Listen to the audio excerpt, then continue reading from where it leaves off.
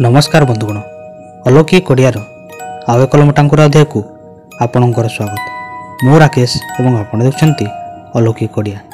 आजिर कहानी आरंभ करिया पूर्व आपण को विशेष अनुरोध, जदि ए जाए आपण आम चैनल को सब्सक्राइब करना तेबे एबे ही आम चैनल को सब्सक्राइब करी घंटी चिन्ह को ऑल कर दिंतु। सर्वप्रथम यही भली भूतगप और रहस्यमय वीडियो देखिया पाई। तो आउ डेरी न करी चलतु आरंभ करिबा आजिर कहानी।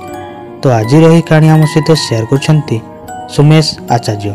तो सर्वप्रथम सुमेश भाई को आम सहित यह कहानी शेयर करने धन्यवाद। तांको कहिबा अनुसार यही घटनाटी आरंभ होउछि अंडमान द्वीपर दक्षिण प्रांत एक छोट लाइट हाउस ठारू। से समय रे समुद्रर सही रूटटी बीजी रूट नाम खूब जनाशुना थिला, कारण बहुत गुड़िए जहाज सही जलपथ दे यातायात करथिले। सेतेबेले खबर कागज रे लाइट हाउस गार्ड पई गोटिए विज्ञापन बाहरी थिला। लाइट हाउस टी जनबसती ठारू प्राय 45 किलोमीटर दूर एक छोट द्वीप उपर थिला, जहार चट्टाण केवल पत्थर ही पत्थर थिला। ना तो सेठारे कोनोसी गछपत्र थिला और ना तो कोनोसी रहिबार उचित व्यवस्था। वर्षर प्रायत समय सही द्वीपटी रे खराब पाग रही आसुतिला। दूर निर्जन द्वीपरे सही लाइट हाउस टी थिबा जोगु सेठारे लाइट हाउस कीपर रो चाकरी करिया पई केही इच्छा प्रकाश करुनथिले, किंतु मनोज नामक एक युवक सही चाकरी पई मन बळाइथिला एवं निज डॉक्यूमेंट जमा करिया परे लाइट हाउस कीपर भाबे तार चयन होइथिला। सेदिन निजर दरकारी जिनिस एवं 3 मासर खाइबा सहित मनोज सही द्वीपरे ड्यूटी करिया पई बाहरी थिला। सेदिन सेठारो ताकू नहीं जीवा पई आसीथिले जने बुढ़ा नाविक, जी सही द्वीप पाखरे थिबा आउ गोटे छोटिया द्वीपरे रही आसुथिले। मनोज सही नाविक को पूर्वर रहउथिबा लाइट हाउस कीपरंक विषय रे पचारिथिला कि कौन कारण थिला कि जेउथि पई से चाकरी छाड़िले। नाविक जनक कहिथिले कि पूर्वर थिबा लाइट हाउस कीपर सेठारे एका रही पारि नथिले एवं चाकरी छाड़ी चली जाइथिले। एहा सुनिया परे मनोज कहिथिला कि मोर सेठी किछि असुविधा हेबनी, मोर एका रहिबार अभ्यास अछि। संध्या आवा सो सेमानक बोट कूल छाड़िथिला एवं सेमाने सही द्वीप आड़कू आगेबाकू लागिले। लाइट हाउस रु आसुथिबा आलोक बहुत उज्जवल थिला एवं बहुत दूर नजर आसुथिला। मनोज सही नाविक को सही लाइट विषय रे पचारिथिला। नाविक जनक कहिला कि सही लाइट टी ऑटोमेटिक टाइमर थिबा लाइट एवं ताकू चलाइबा पई इलेक्ट्रिक लाइट हाउस ठारू किछि दूर थिबा गोटिए जनरेटर हाउस रु आसी थाए। तुमे सही जनरेटर हाउस को सेतेबेले जीवो जेबे लाइट हाउस रो लाइट जळिबा बंद कर देबो, अजथा सेठाकू जीवो नाही बोली नाविक जनक कहिथिले। बाकी समय कोन पई जाई हबनी पचारिबारु नाविक जनक आउ किछि उत्तर देई नथिले। सेतेबेलकू बोटटी सही द्वीपरे पहुंची सारिथिला। जिनिस अनलोड करिया परे जेतेबेले मनोज सही नाविकंकू ता सह सही लाइट हाउस को आसीबा पई कहिथिला, सेतेबेले नाविक जनक कहिथिले कि से सही द्वीपरे पाद रखिबेनी।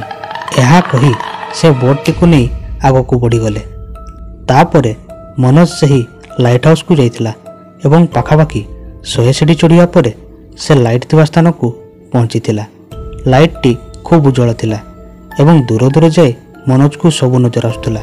एते बड़ लाइट मनोज निज जीवन रे प्रथम थर पई देखुथिला। लाइट हाउस को केमिति ऑपरेट करा जिवो मनोज पुराना फाइल रु भल भाबे पढ़िला। एते समय धरी बोट रे आसीथिबारु मनोज थकी जाइथिला एवं सोया पई जल्दी चली गला। से सही चाकरी को नहीं बहुत खुशी थिला, कारण सेठारे सहर रु दौड़ धाबड़ ठारू एक शांत जगह थिला, जेउठारे ताकू हैरान करिया पई केही भी नथिले। राति प्राय 2टारे मनोजर निद बाहर आसुवा एक विचित्र शब्द शुणी भांगी जाइथिला। शब्दरू लागुथिला सते जेमिति बहुत जन लोक जंत्रणा जोगु एका संगे चित्कार करछंती। तापरे मनोज जहा देखिथिला ताहा देखि से भयरे चमकी पड़िथिला। से झरका बाहरे देखिला कि जनरेटर हाउस रो चारि पाखरे गोटिए किंबा दुईटी नुहे बरं 10ରୁ ଅଧିକ ଆତ୍ମା ଘୁରି ବୁଲୁଛନ୍ତି। ମନୋଜ ଏମିତି ଦୃଶ୍ୟ କେବେ ବି ଦେଖିନଥିଲା। ତାକୁ ତା ନିଜ ଆଖି ଉପରେ ବିଶ୍ୱାସ ହେଉନଥିଲା। ମନୋଜ ସେଦିନ ଶୋଇପାରିନଥିଲା ଏବଂ ସକାଳ ହେବା ଯାଏ ସେହି ଆତ୍ମାମାନଙ୍କୁ ଚାହିଁ ରହିଥିଲା। ତାକୁ ଲାଗୁଥିଲା କାଳେ ଆତ୍ମାମାନେ ତା ପାଖକୁ ଆସିଯିବେ, କିନ୍ତୁ ସେମିତି କିଛି ବି ହୋଇନଥିଲା। ସକାଳର ସୂର୍ଯ୍ୟ କିରଣର ସହିତ ସେ ଆତ୍ମାମାନେ କୁଆଡ଼େ ଉଭେଇ ଯାଇଥିଲେ। ସବୁଦିନ ପରି ଚାଲିଲା। ସନ୍ଧ୍ୟା ହେବା ପରେ ସେଠାରେ ଥିବା ଆତ୍ମାମାନେ ବାହାରକୁ ବାହାରିବାକୁ ଲାଗୁଥିଲେ ଏବଂ ବିଚିତ୍ର ଭାବେ ଶବ୍ଦ କରୁଥିଲେ। ମନୋଜ କାହାକୁ ଏ ବିଷୟରେ କିଛି କହୁନଥିଲା, କାରଣ ସେ ଜାଣିଥିଲା କି ତା କଥାରେ କେହି ବି ବିଶ୍ୱାସ କରିବେ ନାହିଁ। ଗୋଟିଏ ଦିନ ମନୋଜ ଲାଇଟ୍ ହାଉସ୍ର ଉପରେ ଠିଆ ହୋଇ ଦୂର ସମୁଦ୍ରରେ ଯାଉଥିବା ଏକ ବଡ଼ ଜାହାଜକୁ ଦେଖୁଥିଲା। ହଠାତ୍ ଲାଇଟ୍ ହାଉସ୍ର ଲାଇଟ୍ଟି ବନ୍ଦ ହୋଇଯାଇଥିଲା। ସେ ଲକ୍ଷ୍ୟ କଲା କି ଲାଇଟ୍ ବନ୍ଦ ହେବା ପରେ ସମୁଦ୍ରରେ ଯାଉଥିବା ଜାହାଜଟି ଭୁଲରେ ନିଜ ଦିଗ ପରିବର୍ତ୍ତନ କରିଦେଲା ଏବଂ ଦ୍ରୁତ ଗତିରେ ସେହି ଦିଗ ଆଡ଼କୁ ଆସିବାକୁ ଲାଗିଲା। ମନୋଜ ବିଚଳିତ ହୋଇ ଉଠିଲା, କାରଣ ଯଦି ସେ ଜାହାଜଟି ପଥର ଥିବା କୂଳରେ ପିଟି ହୋଇଯାଉଛି ତେବେ ସେଠି ଶହ ଶହ ଲୋକଙ୍କର ପ୍ରାଣ ଚାଲିଯିବ। ମନୋଜ ଯେତେବେଳେ ଜେନେରେଟର ହାଉସ୍ ଉପରେ ନଜର ପକାଇଲା ସେତେବେଳେ ସେହି ଆତ୍ମା ଗୁଡ଼ିକୁ ସେ ଘର ଚାରିପଟେ ବୁଲିଥିବାର ଦେଖିବାକୁ ପାଇଲା। ଏପଟେ ସେ ଲୋକମାନଙ୍କର ଜୀବନ ବଞ୍ଚାଇବାକୁ ଚାହୁଁଥିଲା, ସେପଟେ ତାକୁ ଏହା ବି ଡର ଥିଲା କି ଯଦି ସେ ଜେନେରେଟର ହାଉସ୍ ପାଖକୁ ଯାଏ ତେବେ ଆତ୍ମାମାନେ ତାକୁ ମାରିଦେଇପାରନ୍ତି। ନିଜ ମନରେ ସାହସ ଜୁଟାଇ ମନୋଜ ଗୋଟିଏ ହାତରେ ଟର୍ଚ୍ଚ ଓ ଅନ୍ୟ ହାତରେ ଟୁଲ୍ ବକ୍ସ ଧରି ଜେନେରେଟର ହାଉସ୍ ଆଡ଼କୁ ଯିବାକୁ ଲାଗିଲା। ଆତ୍ମାମାନଙ୍କ ମଧ୍ୟରେ ଧୀରେ ଧୀରେ ଯିବାବେଳେ ମନୋଜକୁ ଏମିତି ଲାଗୁଥିଲା ସତେ ଯେମିତି ସେମାନେ ତାକୁ ଚାହିଁ ରହିଛନ୍ତି ଏବଂ ତାର ହିଁ ଅପେକ୍ଷା କରିଛନ୍ତି।